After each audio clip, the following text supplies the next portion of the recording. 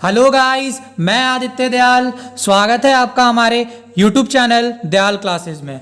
So guys, आज हम लोग चैप्टर 1 का डिकम्पोजिशन रिएक्शन के बारे में समझेंगे और उसको मैं बहुत अच्छे तरीके से समझाऊंगा। और अगर चैनल पे नए आए हो तो चैनल को सब्सक्राइब कर लो और लाइक कर दो, क्योंकि वीडियो बहुत ज़्यादा इंटरेस्टिंग होने वाली है।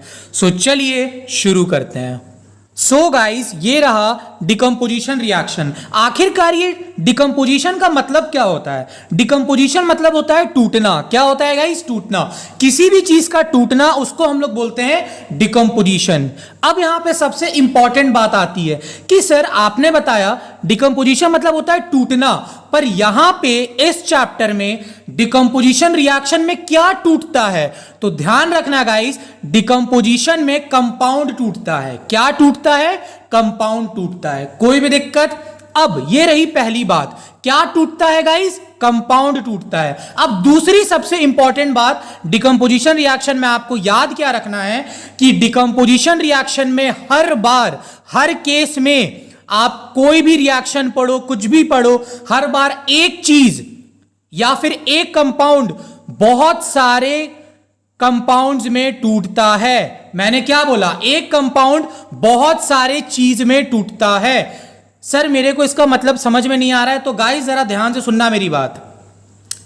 मान लो यहां पे मैंने लिखा है डिकम्पोजिशन रिएक्शन। डिकम्पोजिशन रिएक्शन का मतलब क्या हुआ? डिकम्पोजिशन मतलब टूटना। किसका टूटना? कंपाउंड का। किसका टूटना? कंपाउंड का। पहला बात। दूसरा बात कि आपने बोला कंपाउंड में तो टूट गया, पर कितना टूटेगा? 1 2 3 4 टूट के कितना आएगा? तो गाइस आपको याद क्या रखना है कि कितना टूट के बनेगा इसका कोई श्योरिटी नहीं है। हर रिएक्शन में कभी आपको टूट के 2 मिलेगा, टूट के 4 मिलेगा, टूट के 5 मिलेगा, उसका कोई भी फिक्स नहीं है। रिएक्शन टू रिएक्शन डिपेंड करेगा कि भाई एक कंपाउंड टूटने पे कितना कंपाउंड या एलिमेंट देता है। कोई भी दिक्कत? अब समझते हैं इसका डेफिनेशन, ध्यान से सुनना। Decomposition reaction is a reaction in which single reactant break to give simpler product। Sir अब इसका आसान से मीनिंग बता दो। भाई यहां पे लिखा है सिंगल रिएक्टेंट। रिएक्टेंट मतलब क्या होता है? मैंने आपको बताया था, एरो के लेफ्ट हैंड साइड वाले को रिएक्टेंट बोलते हैं और एरो के राइट हैंड साइड वाले को प्रोडक्ट बोलते हैं। रिएक्टेंट कितना रहेगा? सिंगल। रिएक्टेंट कितना रहेगा? सिंगल। सिंगल का मतलब क्या होता है गाइस? एक। सिंगल का मतलब क्या होता है? एक। तो रिएक्टेंट कितना रहेगा मेरे पास? एक। ब्रेकडाउन मतलब टूटना। एक रिएक्टेंट टूटेगा, गिव मतलब देना, तो टूट के कितना देगा? Simpler product. सर ये सिंपलर प्रोडक्ट नहीं समझ में आया, तो भाई ध्यान से देखो, 2 या 2 से ज्यादा हो सकता है। 2 या 2 से ज्यादा हो सकता है। क्या हो सकता है? कंपाउंड हो सकता है या फिर एलिमेंट हो सकता है।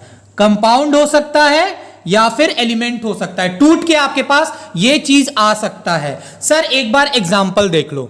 देखो गाइज, ये सारे एग्जांपल्स एनसीईआरटी के हैं। सो मैं आपको बोलूंगा ये सारे एग्जांपल्स रिएक्शंस आप याद कर लो। किससे?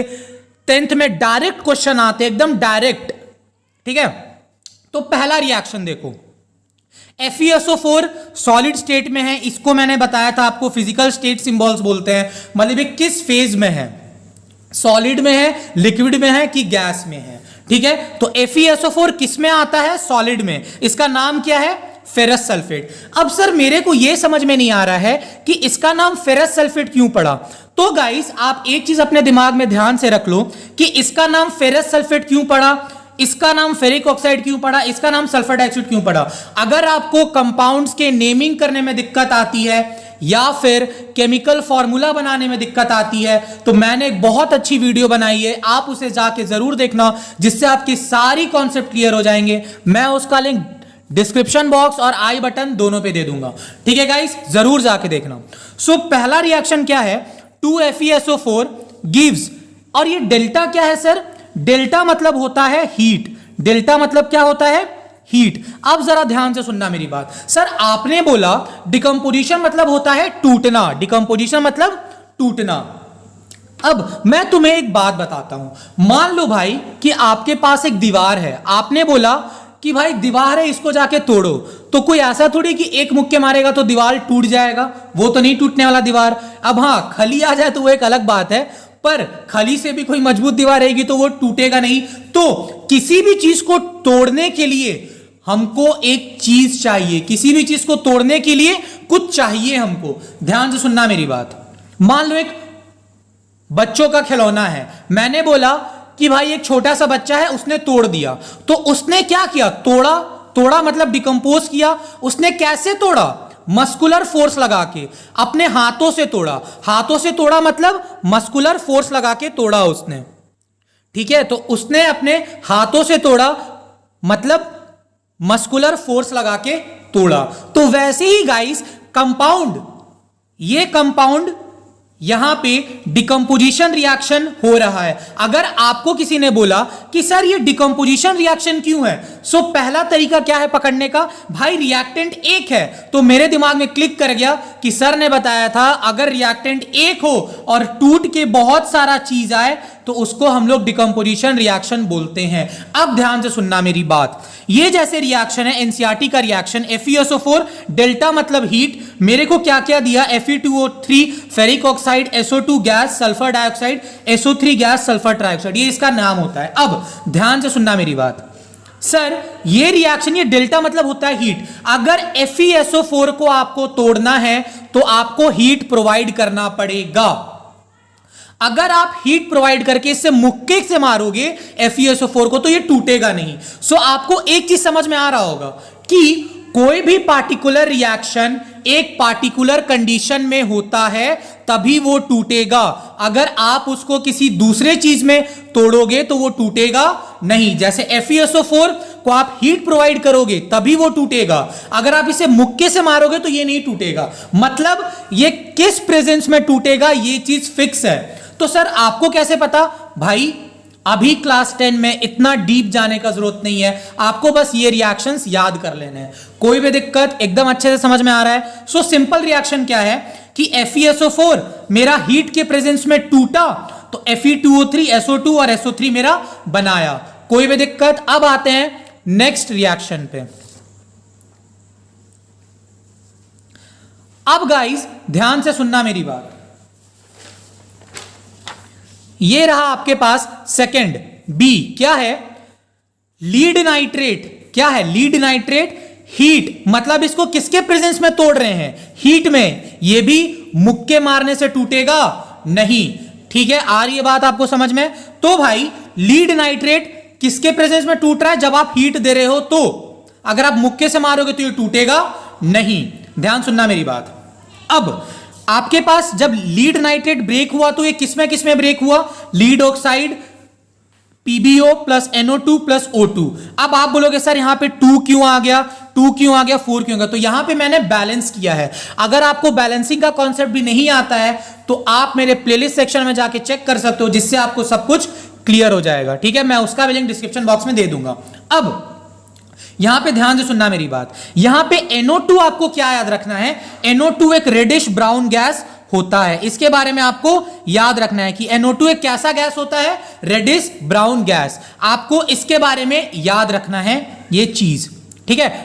अब तीसरा एग्जांपल देखते हैं एनसीईआरटी का, ध्यान से देखना गाइस। क्या है वो एग्जांपल, CaCO3 को हम लोग लाइमस्टोन बोलते हैं। लाइमस्टोन है कॉमर्शियल नेम, मतलब ये इस नाम से बाजार में बिकता है, और कैल्शियम कार्बोनेट इसका केमिकल नेम है, ठीक है। इसको भी हम लोग तोड़ रहे हैं, किसके प्रेजेंस में, हीट के प्रेजेंस में, ठीक है। और ये भी मुक्के मारने से टूटेगा नहीं। ये चीज रिएक्शन किस प्रेजेंस में होगा ये सब चीज फिक्स होता है और आपको याद रखना पड़ता है, और इसका डिटेल्ड एक्सप्लेनेशन आपको 11-12 में मिलेगा, ठीक है गाइस। सो CaCO3 को मैंने हीट के प्रेजेंस में क्या किया, डिकम्पोज किया, तो मेरे को क्या मिला, CaO प्लस CO2। आखिरकार ये CaO क्या है, क्विकलाइन। क्या है, क्विकलाइन। और ये क्विकलाइन क्या है, कॉमर्शियल नेम। क्या है, कॉमर्शियल नेम, जैसे ये बाजार में जिस नाम से मिलता है। आखिरकार इसका मान लो कि ऐसा कुछ आपको क्वेश्चन दे दिया, बोल दिया कि give a reaction in which compound is used in cement industry,